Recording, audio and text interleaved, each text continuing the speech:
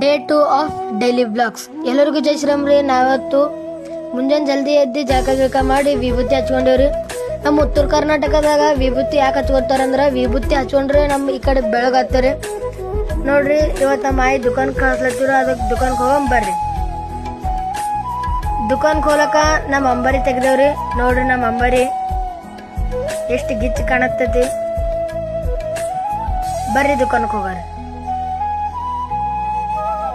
ನೋಡ್ರಿ